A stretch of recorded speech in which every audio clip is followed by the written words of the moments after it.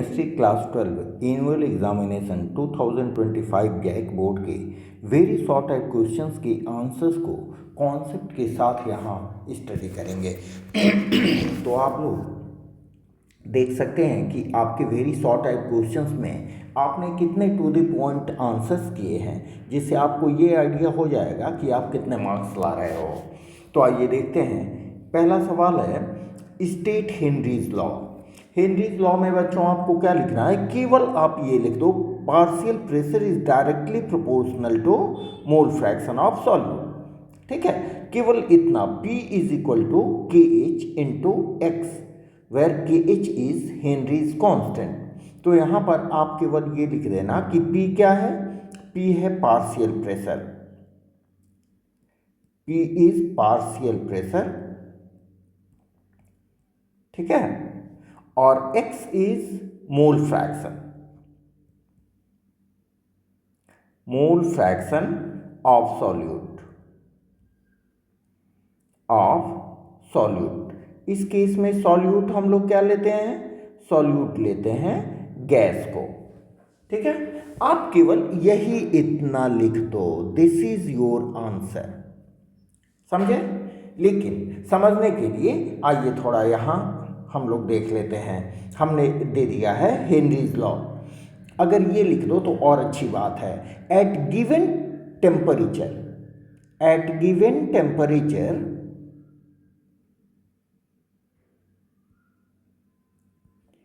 The partial pressure P किसको बोल रहे हैं, पार्शियल प्रेशर को, of the gas is directly proportional to mole fraction, जिसको हमने रिप्रेजेंट किया है X से। ठीक है, और पार्शियल प्रेशर को P से। तो partial pressure of the gas is directly proportional to mole fraction of the gas. ठीक है, गैस क्या है, सॉल्यूट है। समझ गए? इसका मतलब P is directly proportional to X, P is directly proportional to X, और P is equal to KH into X, where KH is Henry's constant.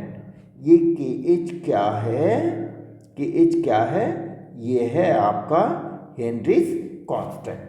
ठीक है, तो आप समझ गए, आप देख रहे हो कि आपने कितना लिखा है। चलिए, और कितना मार्क्स आपको आ रहे हैं।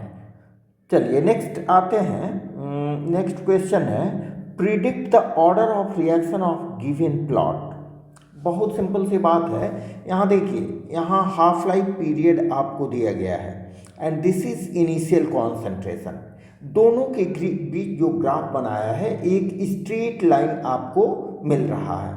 इसका मतलब कि half life period initial concentration से इंडिपेंडेंट होता है। तो ऐसा किस केस में होता है, only in case of first order reaction. इसका मतलब कि आपका आंसर होगा केवल फर्स्ट ऑर्डर रिएक्शन। इसको हमने यहाँ एक्सप्लेन भी किया है क्यों ऐसा होता है। देखिए, from given graph it is clear that T half is independent of initial concentration which is characteristic of first order reaction। देख रहे हैं ना, for which T half is equal to 0.693 by K।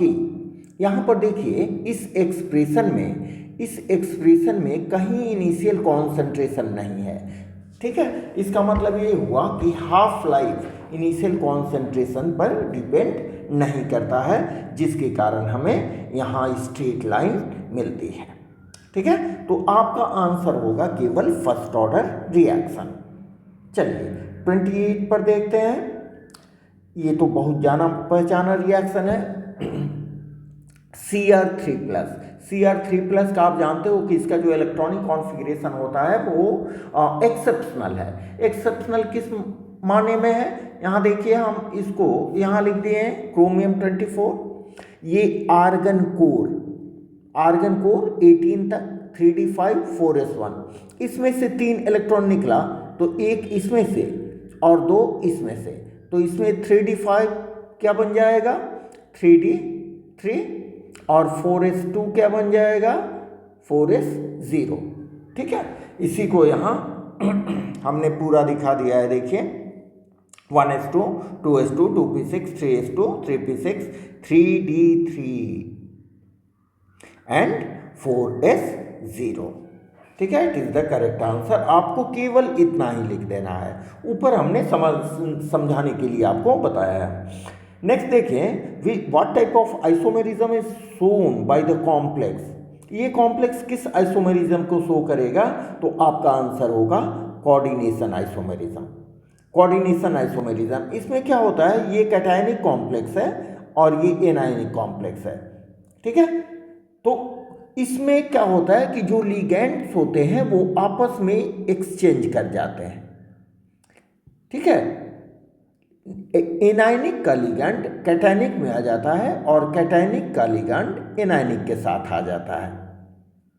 बात समझ रहे हैं? इस तरह के आइसोमेरिज्म को हम कोऑर्डिनेशन आइसोमेरिज्म कहते हैं। इसके बारे में भी थोड़ा सा हमने यहाँ आपको बता दिया है। देखिए, ये जो कॉम्प्लेक्स है, it is a coordination compound. Coordination compound having both cationic and anionic complex ions. इसमें कैटायनिक और एनायनिक कॉम्प्लेक्स आयंस है। This is anionic, right side वाला नॉर्मली, और लेफ्ट साइड वाला कैटायनिक कॉम्प्लेक्स होता है।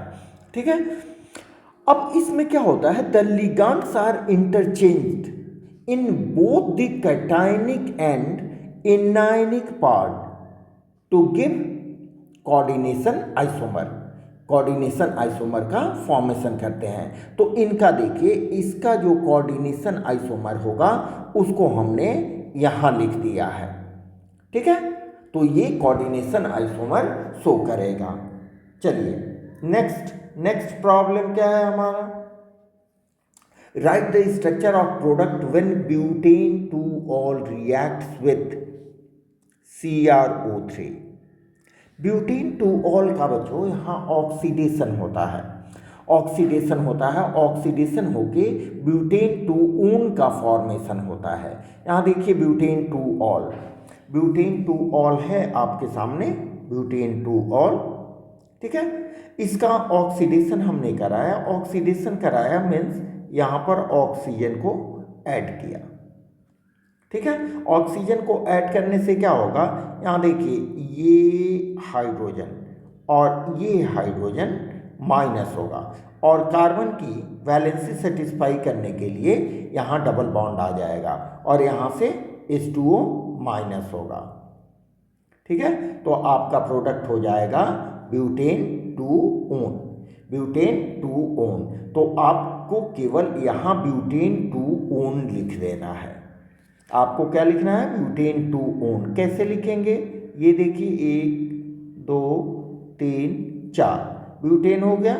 2 यहाँ आपने दूसरे पर कीटोन ग्रुप दे दिया और सबको आप हाइड्रोजन से सेटिस्फाई कर दो। ठीक है, ये पूरा स्ट्रक्चर हो गया आपको प्रोडक्ट का।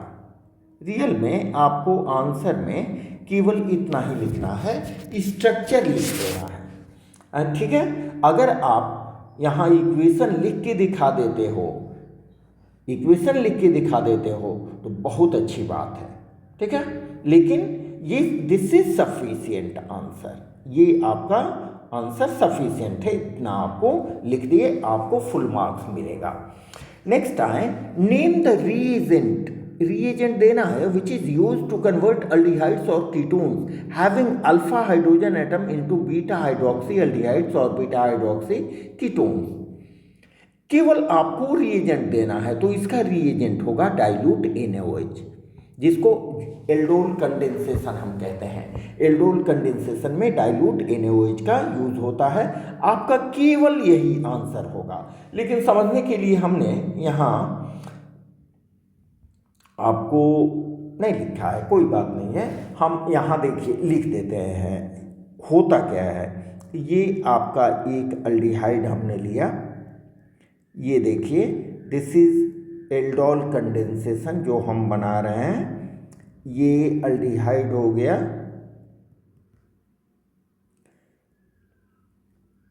जिसको हम बोलते हैं एसिटल्डिहाइड और इथेनॉल। एसिटल्डिहाइड और इथेनॉल क्या होता है बच्चों? ये हो गया आपका अल्फा कार्बन और इससे रिलेटेड है दिस इज अल्फा हाइड्रोजन। ये क्या करता है? डाइल्यूट NaOH के प्रेजेंस में, डाइल्यूट NaOH के प्रेजेंस में ये हाइड्रोजन यहाँ पर चला गया तो आपका प्रोडक्ट क्या बन गया? CH3COH। आप लोग पढ़े होंगे, काफ़ी इंपॉर्टेंट रिएक्शंस है ये, ठीक है। CHO, this is called aldol and this is aldehyde having alpha hydrogen atom. ये हो गए aldehyde with alpha hydrogen atom, समझे? तो यहाँ रिएजेंट क्या हो गया आपको? डाइल्यूट NaOH, ठीक है, जिसको हमने यहाँ आपको लिख के बता दिया है। चलिए नेक्स्ट आते हैं, what happens when aniline is treated with bromine water. Aniline को ब्रोमीन वाटर से ट्रीट कराते हैं तो क्या होता है, ठीक है? 2,4,6 ट्राइब्रोमो एनिलीन का फॉर्मेशन होता है। आपका इतना ही आंसर केवल लिखना है, बस यही आपको केवल नाम लिख देना है, ठीक है। थोड़ा सा और अगर आप बेहतर करना चाहते हैं, ठीक, आपको मार्क्स पूरा मिलेगा इसमें, लेकिन आपको समझाने के लिए मैं लिख देता हूँ यहाँ। ये देखिए, ये हो गया आपको एनिलीन, ये एनिलीन बेंजीन के ऊपर आपने NH2 जोड़ा तो एनिलीन हो गया। इसको आपने रिएक्शन कराया 3Br2 से। ये जो रिएक्शन होता है वो ऑर्थो और पारा पोजीशन पर, देखिए समझने के लिए हमने ऑर्थो और पारा पोजीशन पर हाइड्रोजन को बाहर कर दिया है, ठीक है। 3Br2 है तो इससे क्या निकलेगा?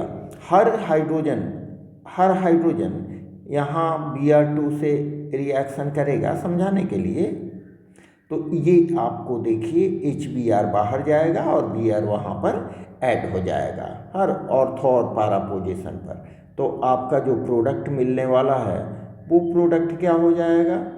वो प्रोडक्ट हो जाएगा ये NH2 और ऑर्थो पारा पोजीशंस पर आपको ब्रोमीन एटम ऐड हो जाएंगे, ठीक है। तो यहाँ से आप काउंट करो 1 2 3 4 5 6, दिस इज 2,4,6। देखिए 2,4,6 ट्राइब्रोमो एनिलीन, समझे? चलिए नेक्स्ट आते हैं, प्रोटीन किसका बहुलक है? आपका आंसर होगा एमिनो एसिड। एमिनो एसिड का पॉलीमर होता है प्रोटीन, समझे? आप केवल एमिनो एसिड लिखो, पूरा आपको मार्क्स मिलेगा। आपको समझाने के लिए मैं यहाँ लिख दिया है, मैंने लिखा है कि proteins are polymers of amino acids. Amino acids के पॉलीमर्स होते हैं जो ज्वाइन टुगेदर, आपस में मिले होते हैं by peptide bonds. Peptide bonds के द्वारा आपस में मिलके एमिनो एसिड प्रोटीन का फॉर्मेशन करते हैं, ठीक है। इसको दूसरे रूप में भी आप समझोगे कि प्रोटीन को जब हम ब्रेक डाउन करते हैं प्रोटीन को तो हमें क्या मिलेगा? हमें मिलेगा एमिनो एसिड्स, ठीक है। चलिए नेक्स्ट आते हैं, which vitamin helps in blood clotting.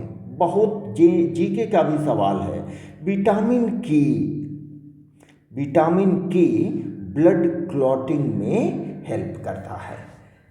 इसका आंसर, केवल इसका आंसर आप लिख दो, इसका केवल आंसर क्या आप लिखोगे? विटामिन के, दैट इज द आंसर, ठीक है। चलिए तो वेरी शॉर्ट टाइप में मैं समझता हूं कि आप लोगों ने पूरे के पूरे सवाल किए होंगे। तो शॉर्ट टाइप क्वेश्चंस के साथ मैं आपको अलग से फिर एक्सप्लेन करने आ रहा हूं, ठीक है। Okay, have a nice day, thank you.